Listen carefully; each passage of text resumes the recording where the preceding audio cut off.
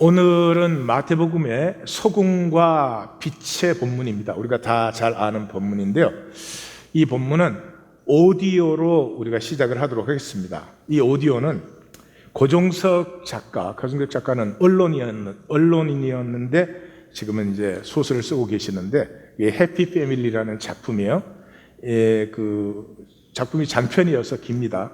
그런데 그 가족의 한 사람 한 사람의 어떤 그 독백 또는 고백을 중심으로 이루어진 그런 스토리예요.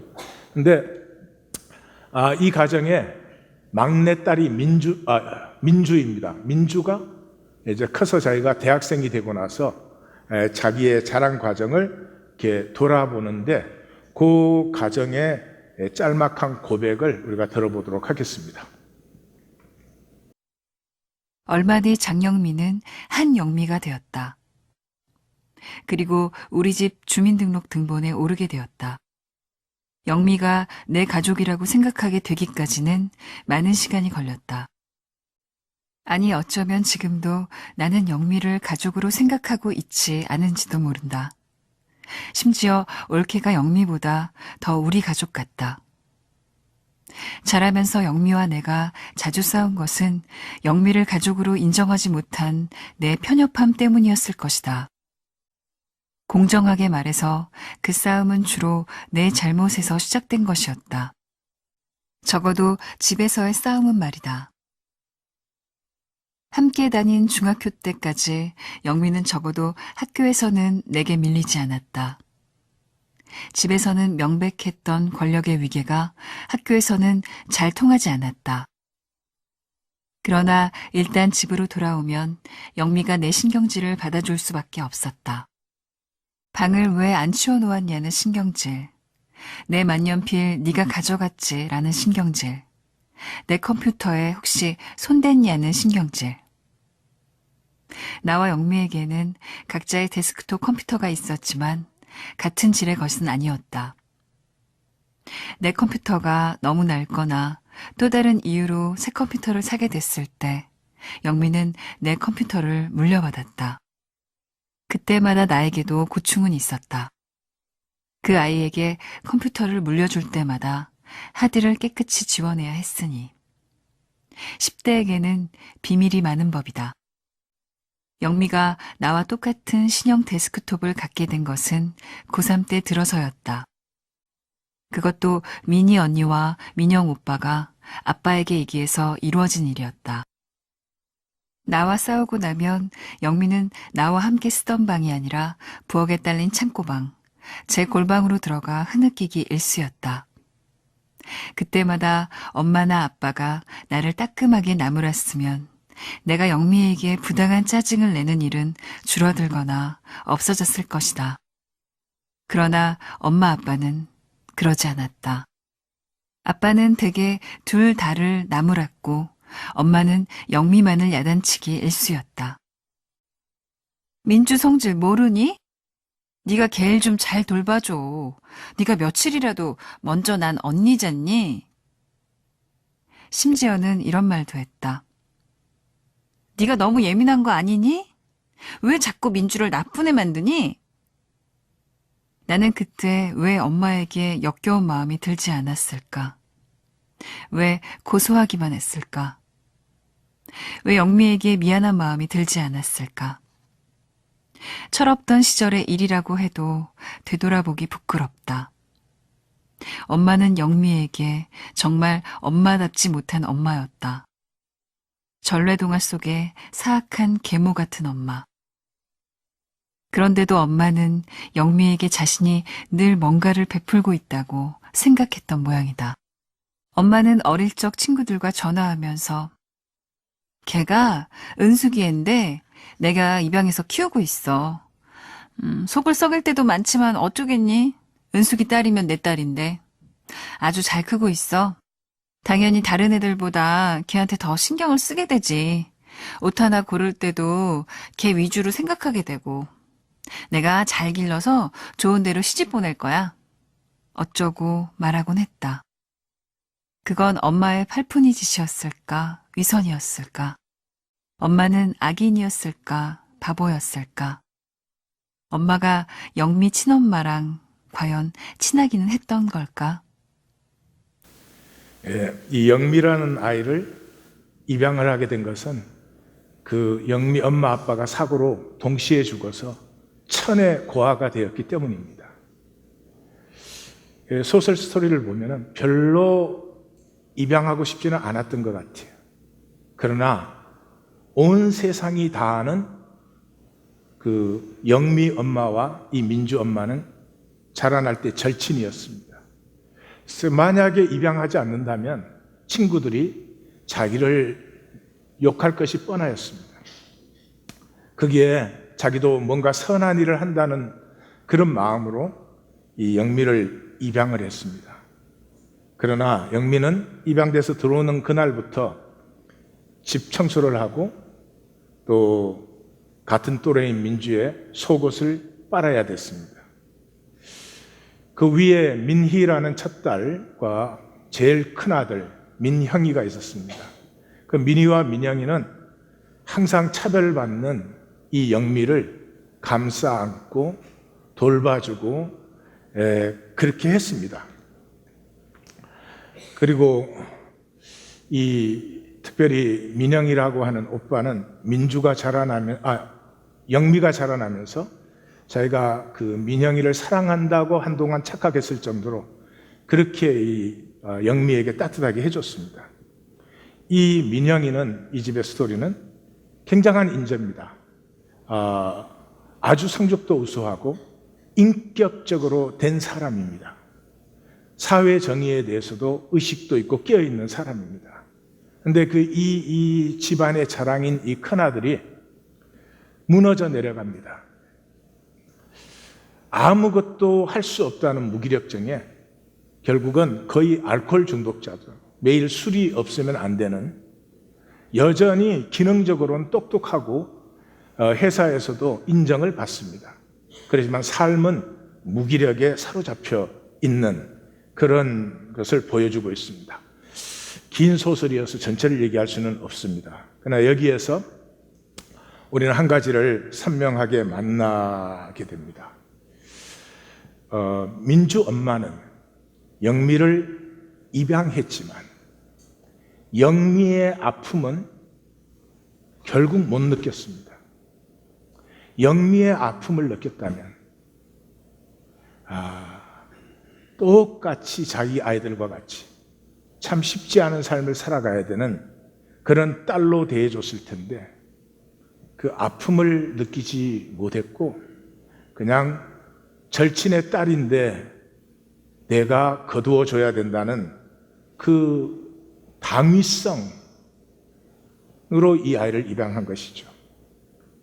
그래서 애미가 되는 건 호르몬이에요. 내 자식으로 태어났으니까 애미죠. 그러나 아버지, 어머니가 된다고 하는 것은 호르몬만으로 되지 않는다. 아버지, 어머니가 되는 것은 에고를 넘어서서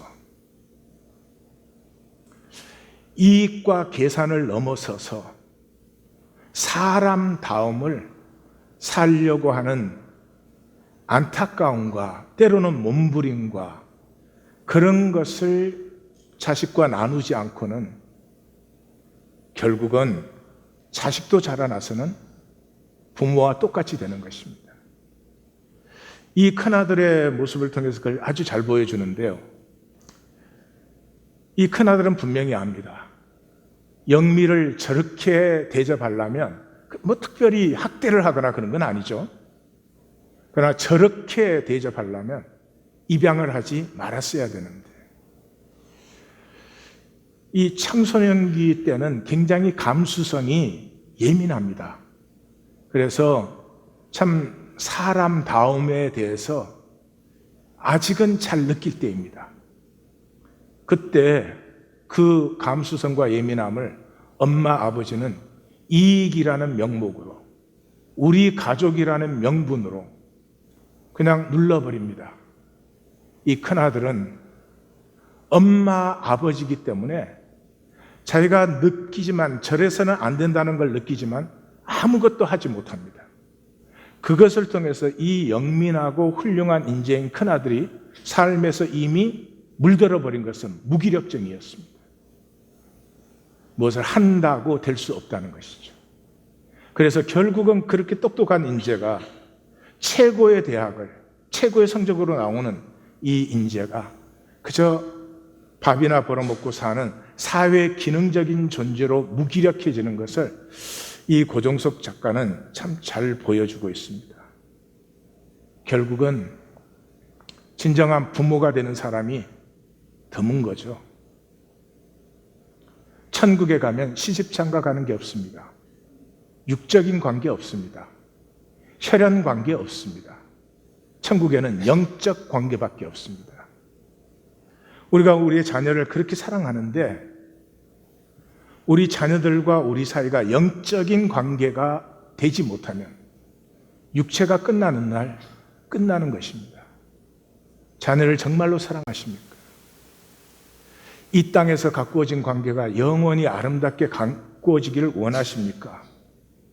그러면 자녀에게 삶은 이익 봐야 되고 계산해야 되는 것이지만 그 한계에 사로잡힌 삶은 결국은 육체로 끝나버리는, 평생을 땀 흘려 수고하고도 가시던 불과 엉겅퀴만 거두는 것임을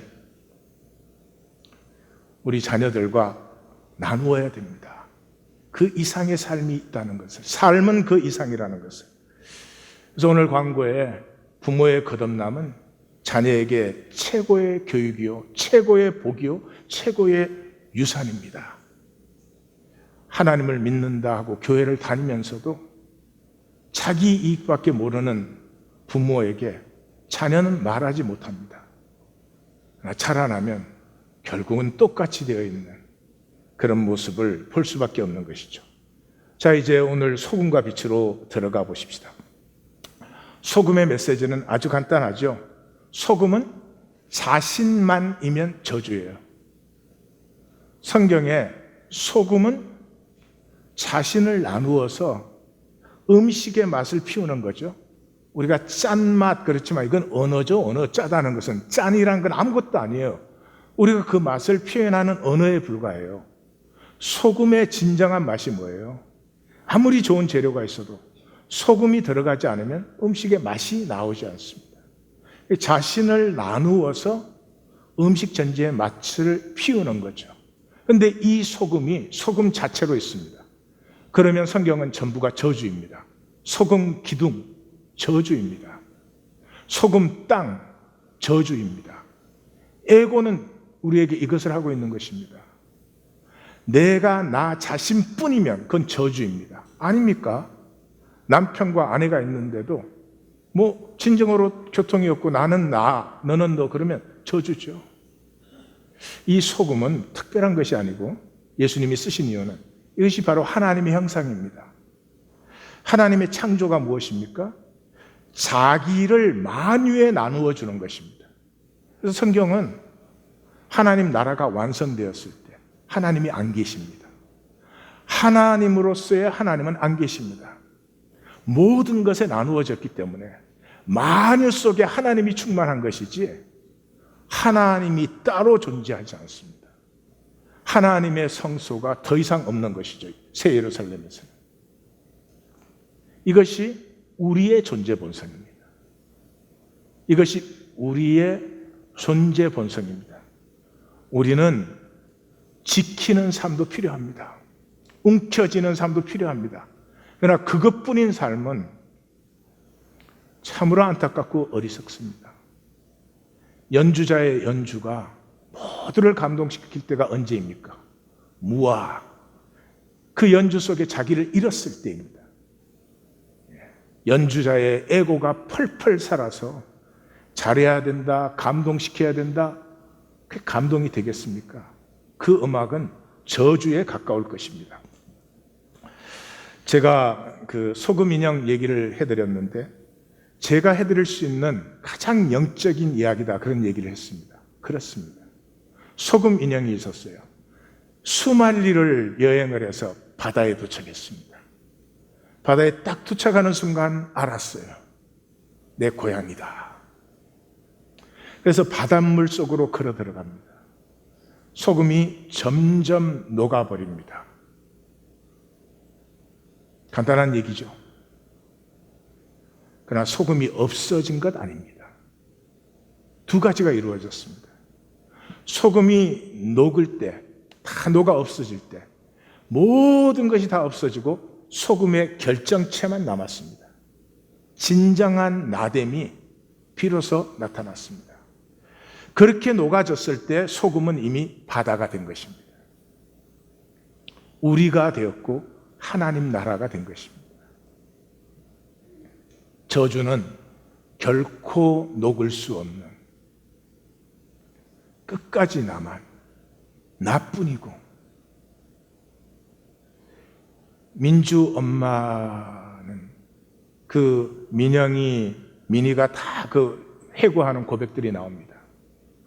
그곳에서 엄마는 그렇게 자식을 사랑했는데도 엄마가 아니었습니다. 엄마만이 보여줄 수 있는 그 삶의 안식과 열림을 결코 나누어 주지 못했습니다. 의도하지는 않았겠지만 삶에 대한 두려움만 잔뜩 줬습니다.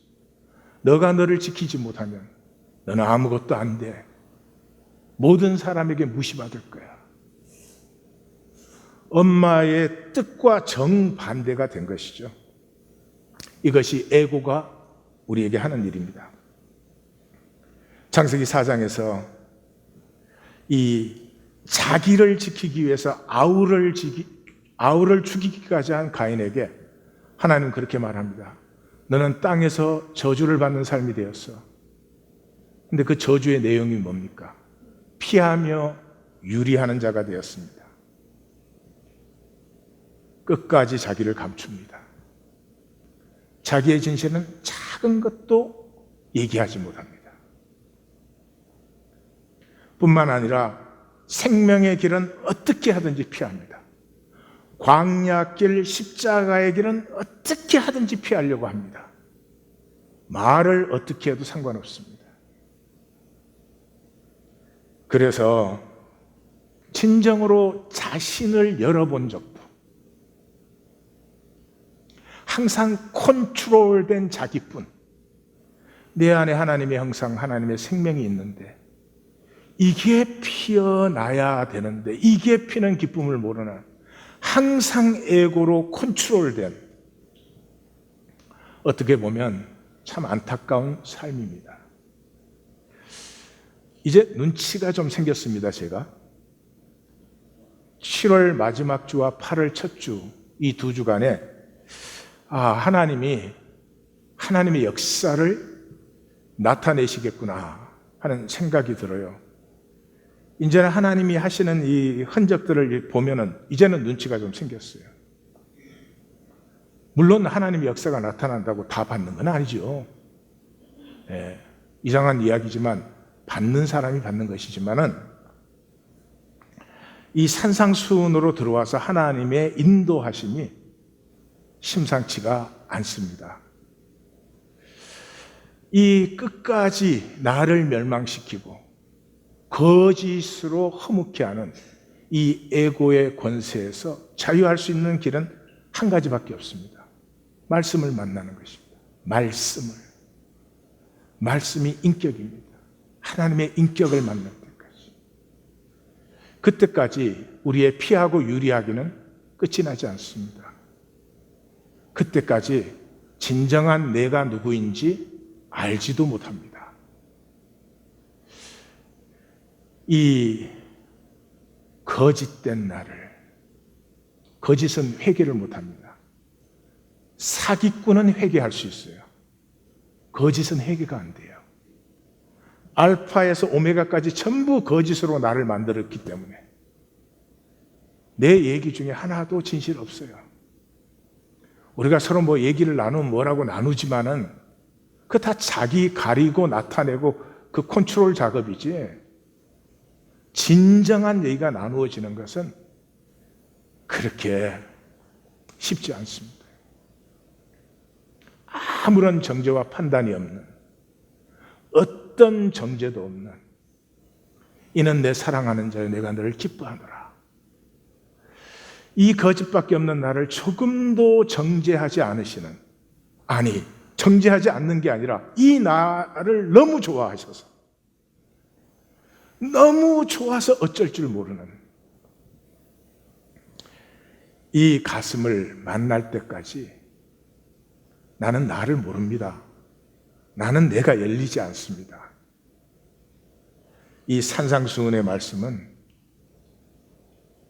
제가 지금 보니 그냥 말씀이 아니에요. 정말 천국 말씀이고 예수님의 중심이고, 이걸 지나가는데 못 만난다면 이건 정말로 안타까운 일이다 하는 생각이 듭니다. 소금은 한마디로 하나님의 형상이죠. 자기를 나누어서 만유와 통하게 되는, 자기를 나누어서 내가 만유와 하나가 되고 만유가 나와 하나가 되는 이런 것이죠. 그래서 예수님은 누구든지 제 목숨을 지키고자 하는, 자기뿐이면 결국은 자기가 버린 것입니다. 그러나 나를 위하여 제 목숨을 잃으면, 여기 나를 위하여는 예수님의 생명은 만인을 위하여 나누어진 생명이죠. 그 나눔 속에 나를 잃으시면 그것이 진정한 나를, 소금 인형이 녹았을 때 진정한 자기를, 자기의 결정체와 동시에 바다임을 만난 것처럼 그렇게 되는 것이죠. 빛은 본질계가 현상계로 전환되는 기점입니다.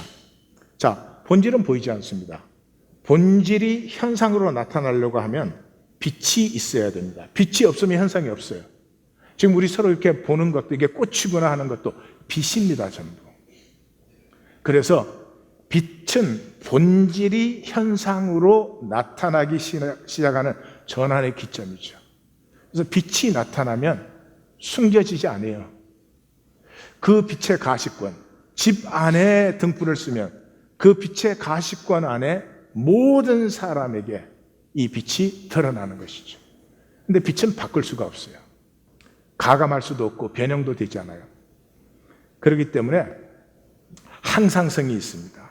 다시 말해서 하나님이 우리에게 주신 이 하나님의 형상의 본질은 우리가 더하고 뺄 수도 없고, 우리가 더 만들고 덜 만들 수도 없습니다. 그 자체로 우리가 누릴 뿐이에요. 하나님이 한 번도 우리에게 멋진 삶을 만들어 달라고 하지 않았습니다. 잘 살아야 된다고 하지 않았습니다. 옳아야 된다고 하는 것도 아닙니다. 나하고 함께함으로 내가 너에게 준 생명이 얼마나 복되고 아름다운지 너가 기뻐하면, 너가 그걸 누릴 때 내 기쁨이 충만하지. 그런 것이죠. 이 산 위의 동네가 숨겨지지 못한다는 이 말씀을 우리가 많이 나누었는데, 저 동네라는 단어는 폴리스라는 단어입니다. 시티입니다. 옛날에는 영주와 권력자들은 산 위에 살았죠. 성을 쌓고. 노동자, 농민, 노예는 평지에 살았어요. 왜? 농사 짓고 일을 해야 되니까. 그래서 적이 쳐들어오면은 이 노동자, 농민, 노예가 사는 땅은 완충지대입니다. 여기가 제일 먼저 짓밟혀요. 성이 함락되면 다 함락되는 것이죠. 그래서 이 산 위에 사는 사람들, 이 사람들이 무슨 얘기를 하는지, 이 사람들이 무슨 짓을 하는지 도무지 평지에 있는 사람은 알 수가 없어요.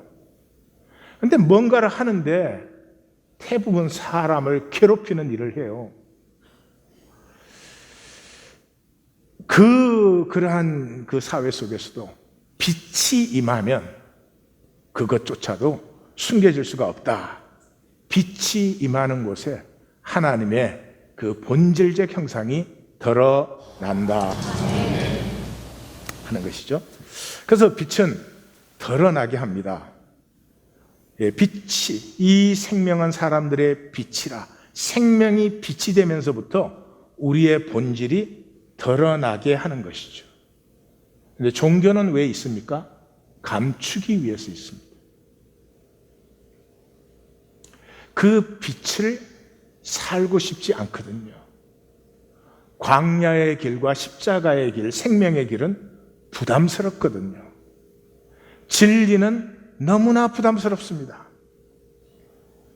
그래서 하나님 하면서 감출 수 있는 길이 종교입니다.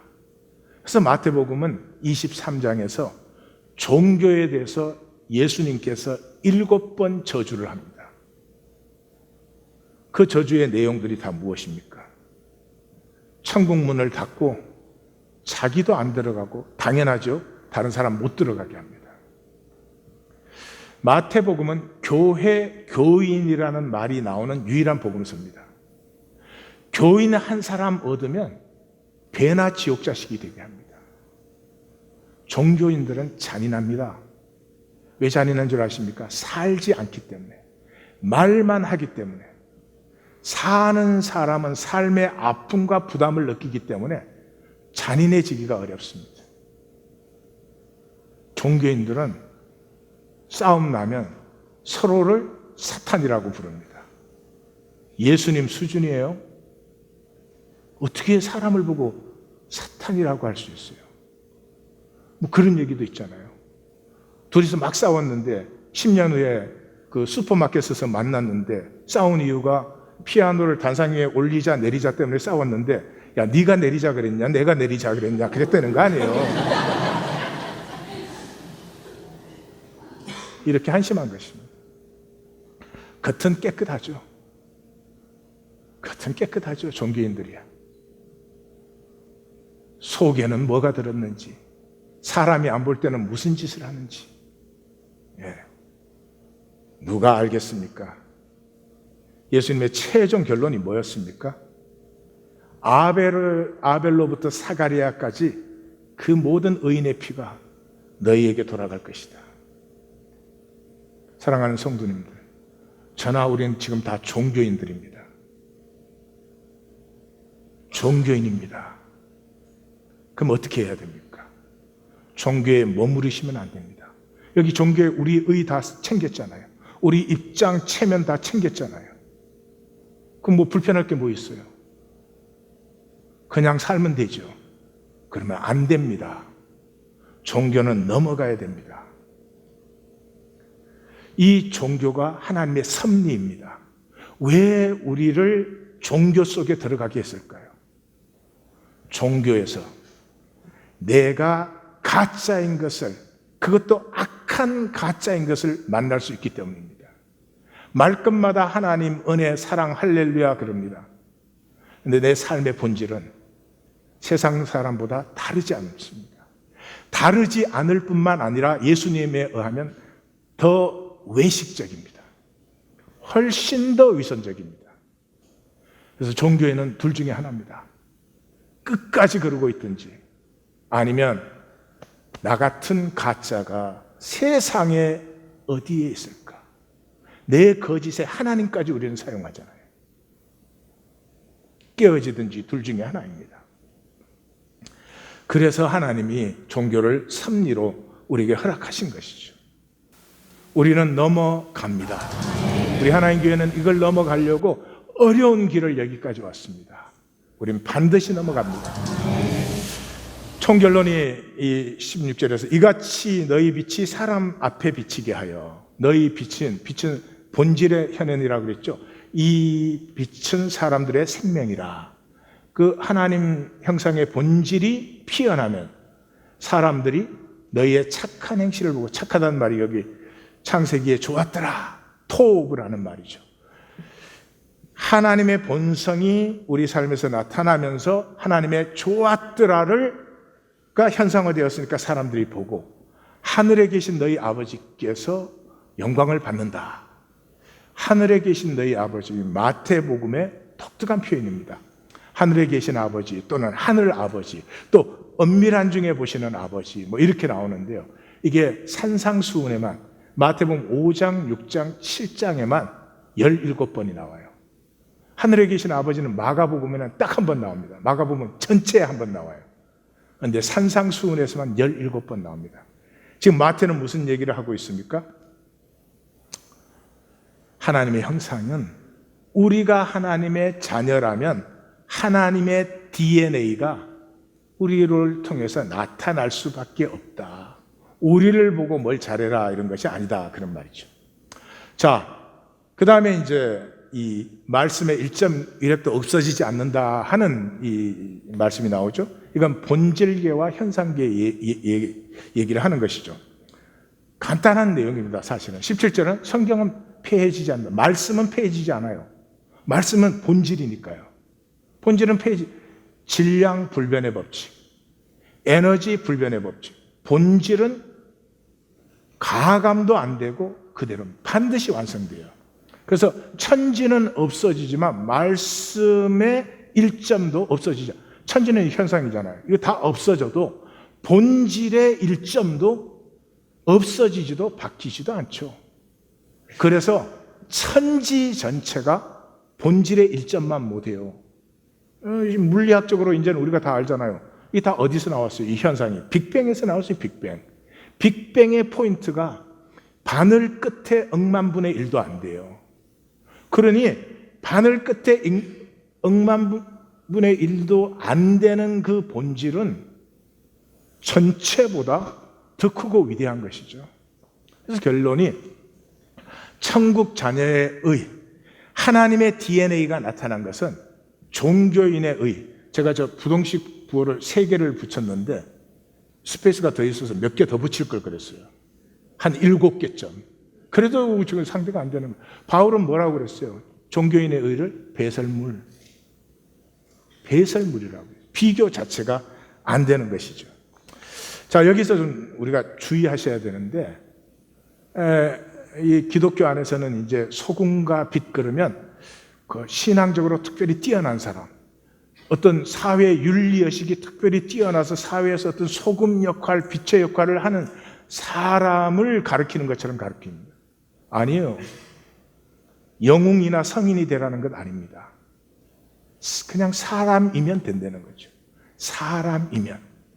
민주 엄마가 자기하고 그렇게 친했던 그 친구의 딸을 입양을 해서 무슨 훌륭한 어머니가 되는 게 아니고요. 그냥 사람이었더라면.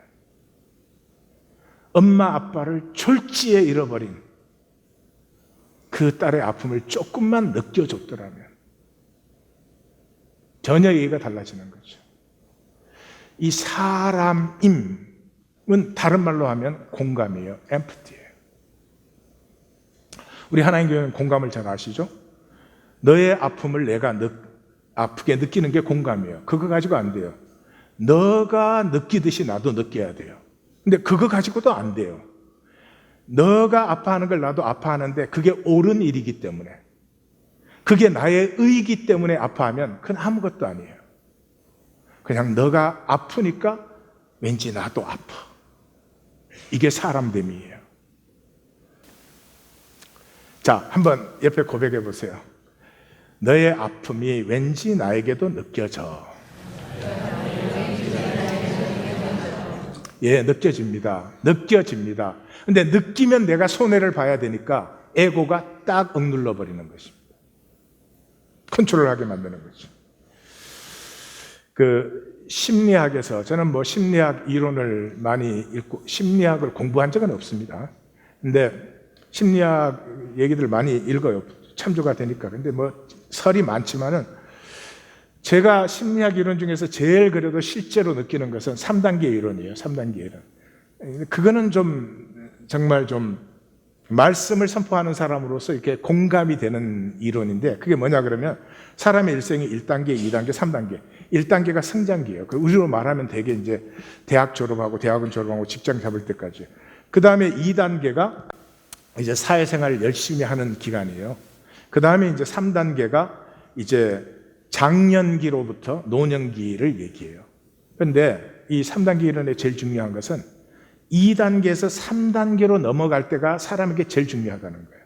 세상에서는 뭐 학교 어디 나와서 얼마나 성공하고 출세했느냐, 그걸 그렇게 강조하는데 그건 전혀 아니라는 거예요. 뭐 어느 삶을 보아도 그저 한 50 중반까지 자기가 어떻게 살아왔느냐, 그거는 열심히 살 수밖에 없고 하여튼 자식도 길러야 되고 뭐 그런 시간이라는 거죠. 근데 이 50대 초반 중반에서 또는 저처럼 미성숙하고 철이 없으면 50대 후반에서 열리는 3단계. 이때는 실력이 아니에요.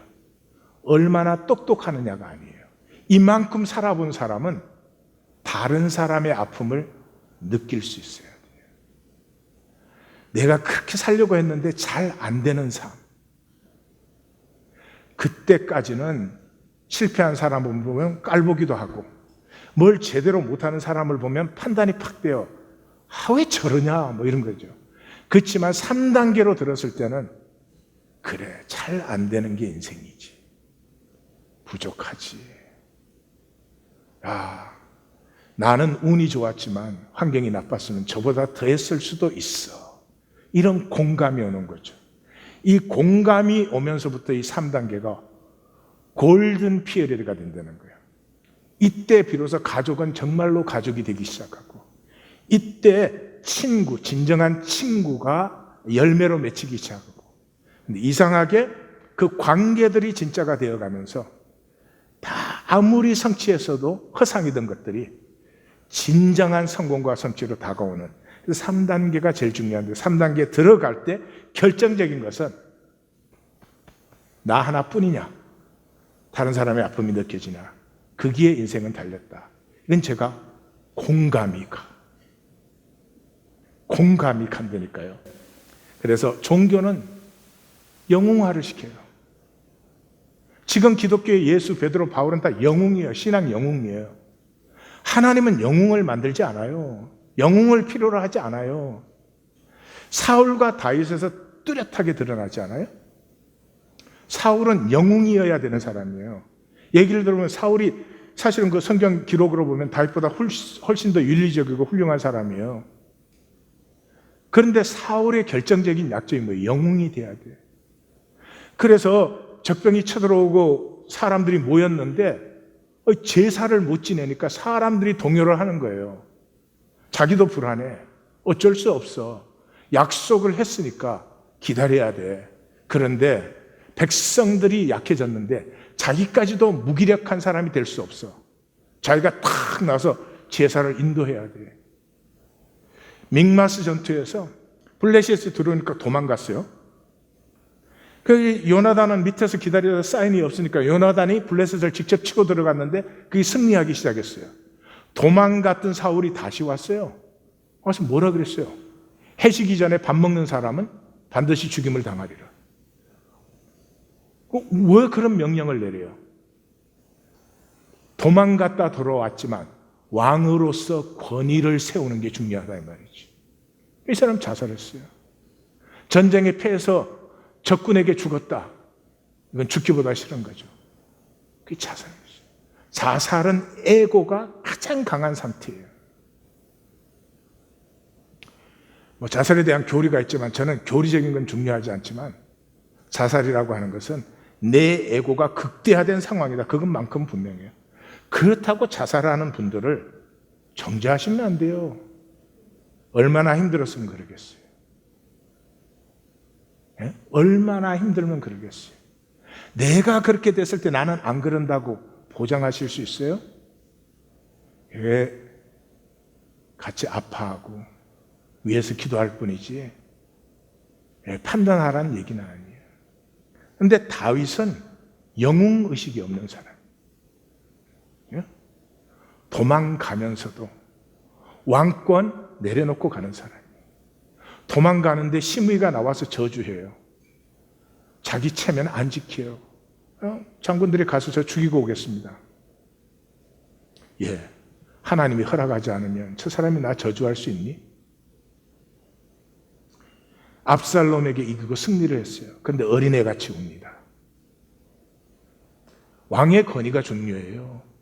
아들을 잃은 슬픔이 중요해요. 모든 얘기에서 한 사람은 영웅이 되려고 하고 한 사람은 그냥 사람이에요. 그래서 다윗의 얘기를 읽으면 스윗네스, 사랑스러움이 있어요. 그래서 다윗의 얘기는 오래오래 기억이 돼요. 사울의 얘기는 다윗 얘기도 훨씬 짧지만 별로 기억이 안 돼. 그 참 인간은 이상합니다.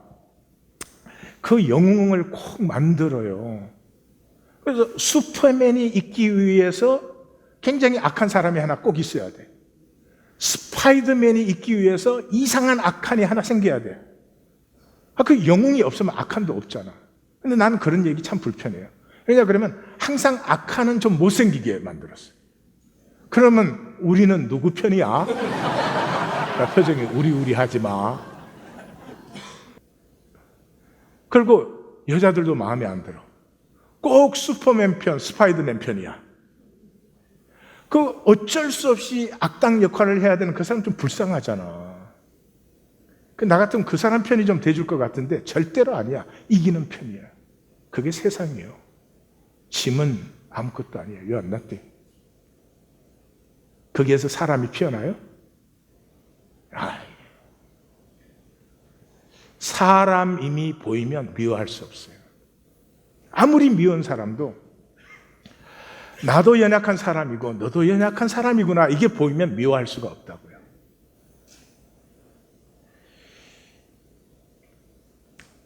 진리의 역설이 있어요. 소금과 빛의 얘기에서 우리는 아주 굉장히 의미심장한 하나님의 도전을 받아요. 나에 사로잡혀서 진정한 나됨을 잃어버려요. 소금이 못 되고 소금 기둥이 돼. 소금이 되면 좋을 텐데 소금 땅이 돼.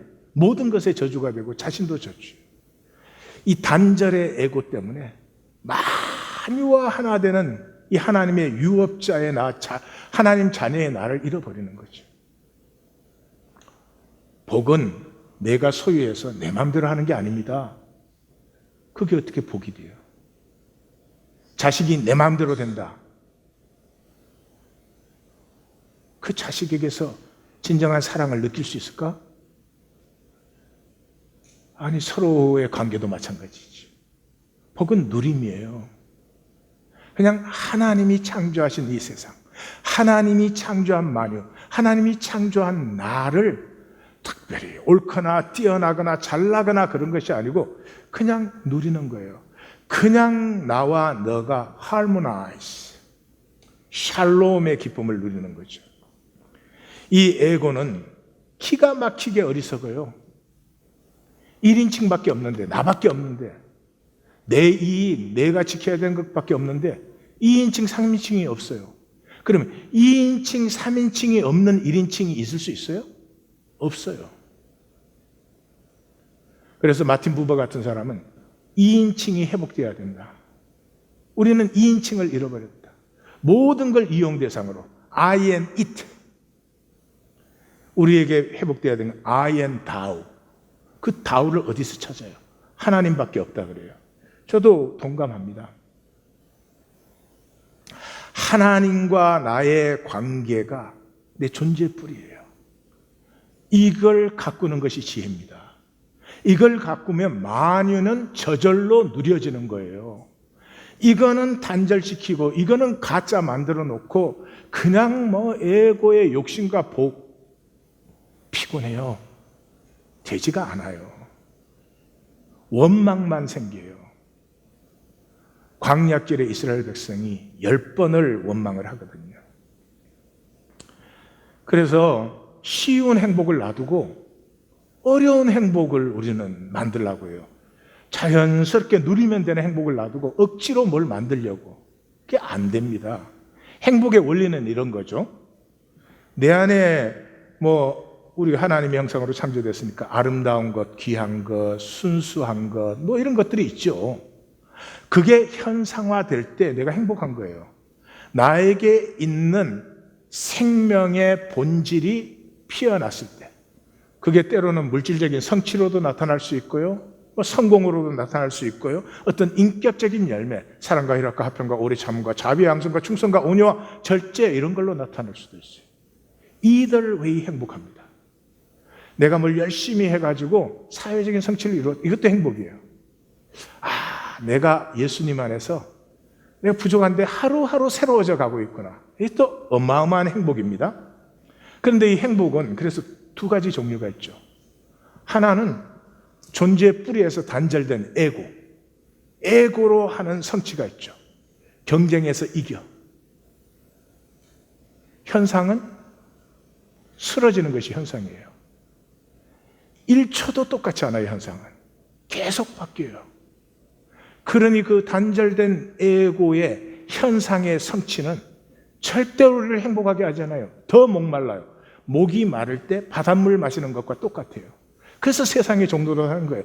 계속 목마르죠. 아무리 해도 목마르죠.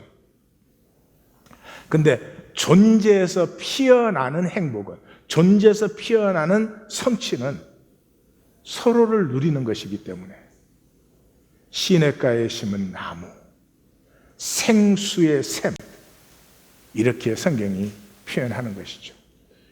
어려운 행복은 다른 사람들 하든지 말든지 놔두시고 우리는 하나님이 주신 저절로 피어나는 쉬운 행복을 누립니다. 쉬운 행복을 누립니다. 한 가지 더 이제 강조하고 싶은 것은 성경을 잘못 알면 본질은 중요하고 현상은 중요하지 않다 이렇게 생각할 수 있는데 이 빛과 소금, 특별히 산상수훈의 말씀을 보면은 중요한 건, 정말 중요한 건 현상이에요. 하나님 안에 모든 아름다움이 있는데도 이게 나타나지 않으면 하나님은 행복하시지 않아요. 이게 다 나타나게 하는 것이 창조고 이걸 다 나타나는 그 과정을 참고 기다리시는 것이 하나님의 신실하심과 사랑이에요. 그래서 온 모든 것은 다 하나님에게로 나왔잖아요. 하나님에게로 안 나올 수 없기 때문에 마귀의 거짓이 들어온 거예요. 거짓이. 그건 실제가 없기 때문에 거짓으로 속일 수밖에 없고, 이 거짓이라는 건 사람의 생각 속에만 들어있을 수 있는 거죠. 그래서 중요하고 귀한 것은 반드시 짝퉁이 생겨요. 네. 아니 헤르메스 뭐 이런 걸 짝퉁 만들지, 하나님교회 바자 때 우리가 만든 거 짝퉁 나와요? 안 나와요? 중요하고 귀하면 반드시 짝퉁이 나와요. 거짓을 속이죠. 하나님과 아무 상관없이 에고로 만들 수 있다고. 그래서 예수님이 제자들을 떠나실 때 계속 반복해서 하신 말씀이 깨어 있으라는 거죠. 다시 한번 공감의 문제를 살펴보고 우리 말씀을 마감하도록 하겠습니다. 공감, 십자가의 길이죠.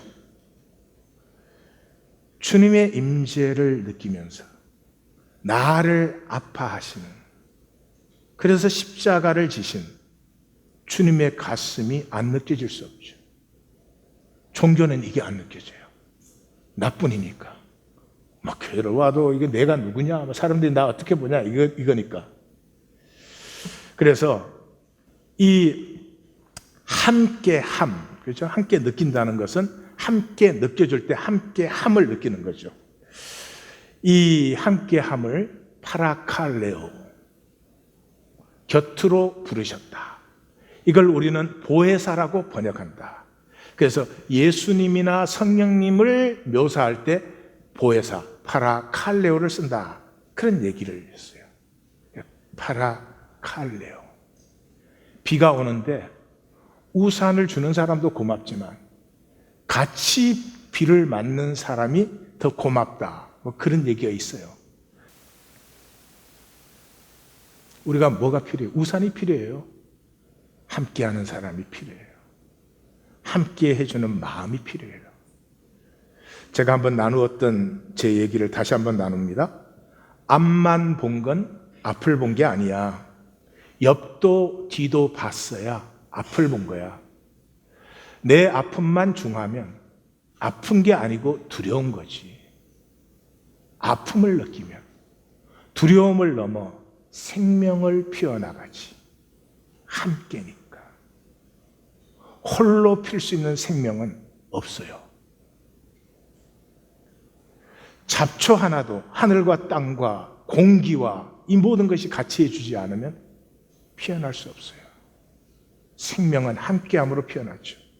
그래서 예수님은 두세 사람이 내 이름으로 모인 곳에, 내 이름은 십자가의 이름이죠. 나도 그들 중에 있어요. 이 함께를 모르는 나. 왜? 두려움 때문에 그래요. 두려움 때문에 그래요. 두려운 사람은 함께가 안 느껴져요. 무엇이 두려워요? 여러 가지 종류가 다 두렵지만 그 뿌리는 이거예요. 사람들이 나를 어떻게 볼까? 사람들이 나를 어떻게 볼까? 이것 때문에 종노릇하고 있어요. 사람들이 보는 것도 거짓. 사람들에게 보이는 나도 거짓인데 그 거짓 때문에 평생 동안 종노릇을 하는 것입니다. 그래서 예수님은 인간 실존의 문제는 딱 하나예요. 외식, 위선, 히포크리시, 위선. 발끝에서 머리끝까지 진실은 없어요. 그것이 섭리예요. 이 지독한 가짜인 나를 만날 때만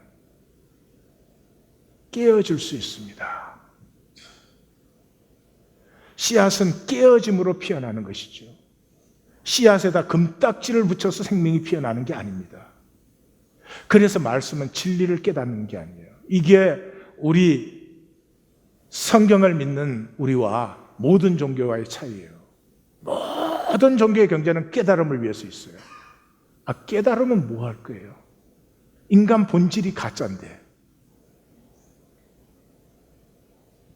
최고봉이 나 정말 가짜로 죽는구나. 이게 최고봉. 그 성철스님의 고백 이상, 정말 인간 고백에 그 이상은 있을 수가 없어요. 내가 산채로 무간 지옥에 떨어지는구나. 내 죄가 수미산보다 더 크니. 그게 성철스님의 열반송 아니에요. 마지막 유언 아니세요. 그 이상 없어요. 진리를 깨달아야 뭔 소용이 있어요? 아니요. 말씀은 내가 가짜임을 만나기에, 가짜임을. 그래서 우리의 신앙은 의 만들기가 아니에요. 그 나라와 그의 의가 구해. 내가 구하는 게 아닙니다. 내가 가짜인 것이 보여서 진짜로 살고 싶어요. 한 번만이라도 진실을 얘기해 보고 싶고 진실을 나눌 수 있는 친구가 있었으면 좋겠어요.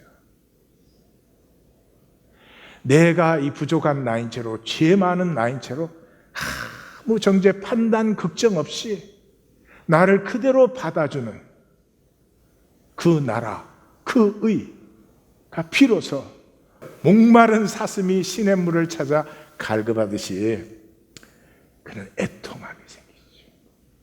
애통함이. 제 얘기 하나 더 나눕니다. 거듭남은 우리의 일이 아니다. 우리는 거듭날 수 없어요. 거듭남은 은혜의 선물이에요.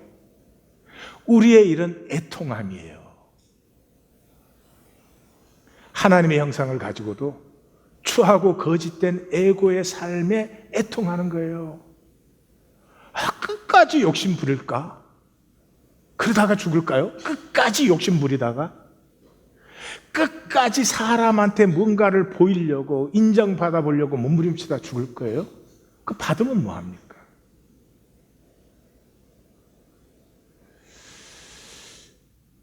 내가 죄인인 것에도 가슴이 아프지만 그 정도가 아니죠. 역사를 바라봐도 절망뿐이에요. 정치와 경제에 진실이 어디 있습니까? 다 거짓뿐이죠. 그런데 종교까지 더합니다. 종교는 계시록 13장에 땅의 짐승 노릇에 그냥 열을 올리고 있습니다. 거기까지도 그럴 수 있다 생각할 수 있어요. 근데 그보다 더한 것은 무엇보다도 이 땅의 아픔을 품고 아파하시는, 이 땅의 아픔을 보고 하나님이 이렇게 하시면 그냥 싹 없어지고 새가 될 거 아니에요. 그런 그 거짓과 허위와 미움, 다툼, 시기, 질투 안에서조차도 반드시 자기가 심은 것이 피어날 것이라는 이 소망을 가지고 기다리시는 그 아버지의 아픈 가슴을 만났을 때 비로소 내가 깨어집니다. 에고는 그렇게 절대적이에요. 이 땅에 아무 소망이 없는 자리에서 절망할 수 없는 아버지의 가슴, 나 같으면 옛날에 버리고 새로 시작했을 텐데, 내가 나를 보면 몇십 년 전에 버렸어야 옳아요. 근데 하루하루 걸음을 인도하셔서 이만큼이라도 보고 깨닫고 이제는 십자가가 뭔지를 조금 알게 만드시고, 하나님이 절망하기를 포기하셨기 때문에 지금의 내가 있어요. 그 아버지의 가슴에 내 가슴이 깨어지는 거죠. 깨어질 때까지 우리는 에고요, 거짓일 뿐이에요. 오늘 우리 친교 시간의 나눔은 나는 교회를 다닙니다. 분명히 교회를 다니죠. 내 아픔만 중합니까? 지체들의 아픔도 느껴지십니까? 한번 나누어 보십시다. 성경의 긍휼은 심리적인 게 아닙니다. 뭘 불쌍하게 생각하는 행동입니다. 액션, 아픔에 함께 동참하는 것입니다. 기도하십시다.